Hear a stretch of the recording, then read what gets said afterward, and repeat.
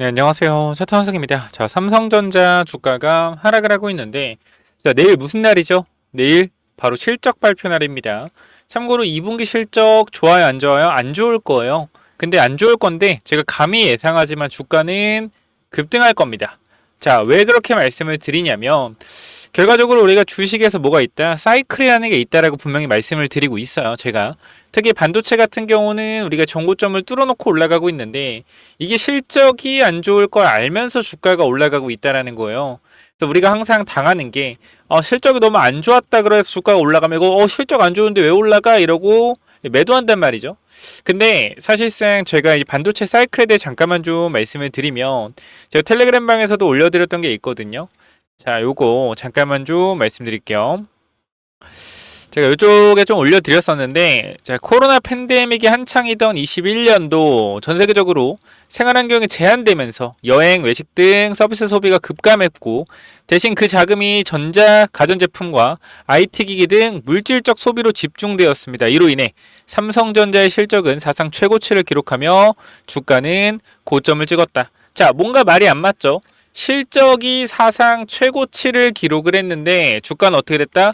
고점을 찍었다라는 거예요. 그럼 우리가 이걸 봤을 때 이상하다. 왜 도대체 실적이 사상 최고치인데 주가가 고점을 찍었을까? 자, 우리가 요거를 생각을 해보면 이렇게 되는 거예요, 여러분들.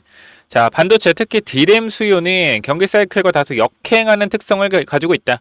경기가 저점에서 반등할 때 D램 가격은 바닥을 찍고 상승세로 전환되는데 이 시기에 소비 회복 기대감이 커지면서 가격 인상을 예상한 고객사들이 미리 재고를 확보하려는 움직임이 강화된다. 이로 인해 실제로 실적은 바닥이지만 향후 가격 상승과 실적 회복 기대가 주가에 선반영되면서 강한 상승세를 보인다라는 거예요.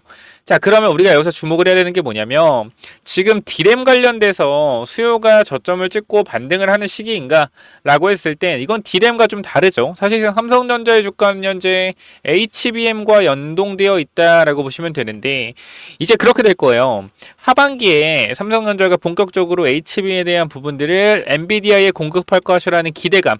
그렇게 되면 단기적으로 2분기 실적이 바닥이어도 D램 수요가 회복되면서 올라간다기보다는 HBM에 대한 부분들이 엔비디아에 납품이 될 것이라는 기대감으로 주가가 상승이 나올 것이다 라는 관점인데 우리가 지금 상승 탄력을 받았을 때 이렇게 추세적으로 계속적으로 삼성이 올라갈 수 있겠느냐 라는 관점에서는 좀 두고 봐야 합니다. 왜냐면 결과적으로 HBM에 대한 부분들이 너무나 중요하기 때문이죠. 자, 그렇게 된다고 했을 때 우리가 봐야 될 종목은 삼성전자 분명히 중요하겠죠. HBM에 대한 부분들이 엔비디아에 납품이 된다는 기대감 때문에. 자, 그러면 우리가 2분기 실적이 발표되는 7월 8일 그죠?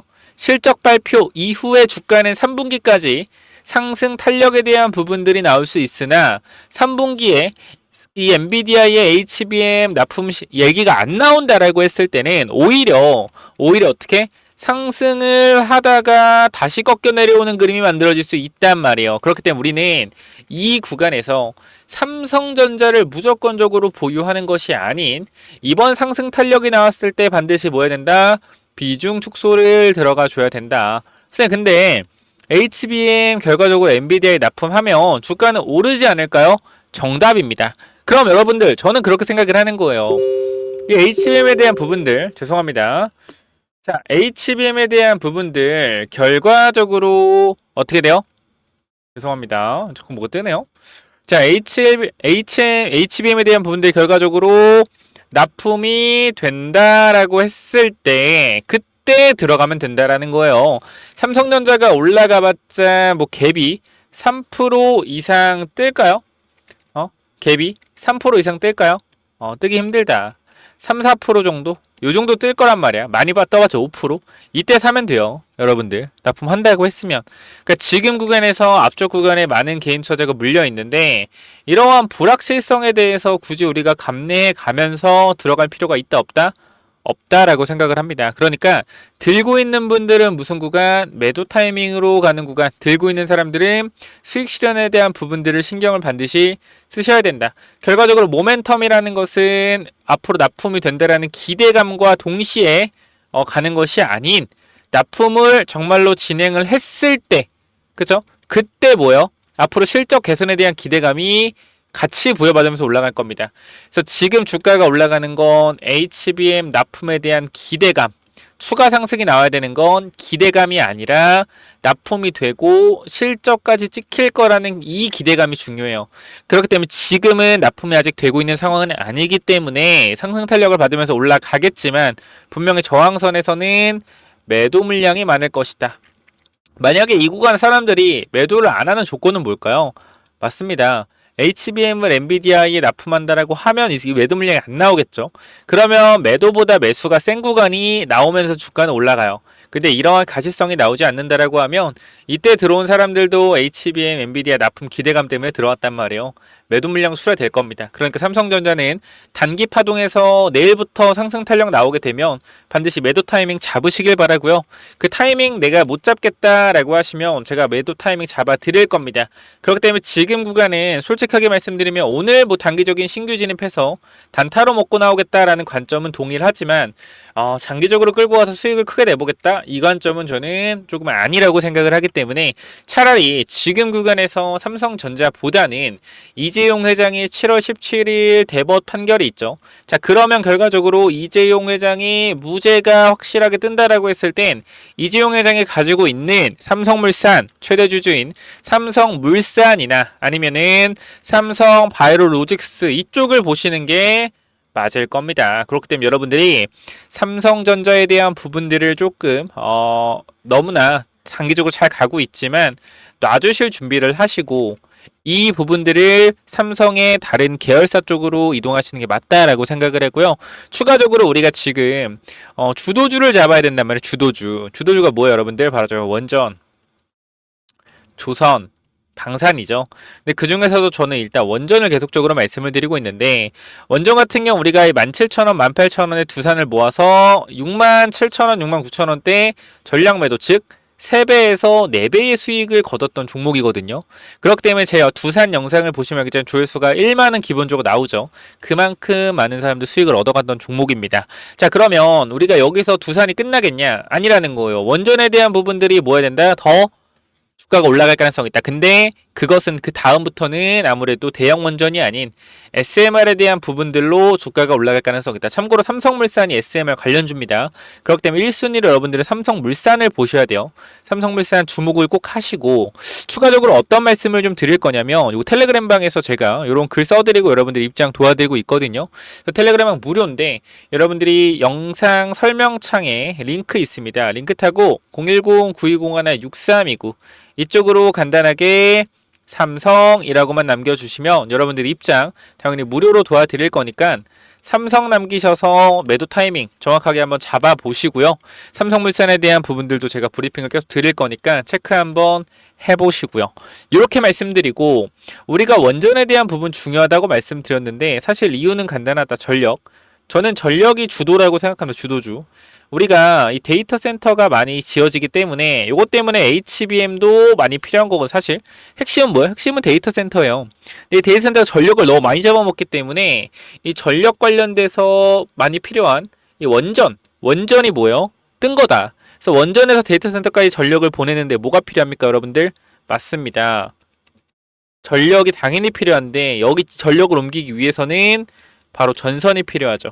그렇기 때문에 우리가 텔레그램 방에서도 전선에 대한 부분들 이미 5월 14일에 말씀을 드렸고 이렇게 5월 14일에 전선 관련돼서 말씀을 드린 이후에 딱 한 달 뒤에 어떻게 되죠? 한 달 뒤에 이렇게 보시면은 자 6월 27일 한 달 뒤에 대한전선 52%, 대원전 14%, 일지정에 38%, LX 일렉트릭 38%, 가온 38% 이렇게 주가가 올랐다라는 거예요.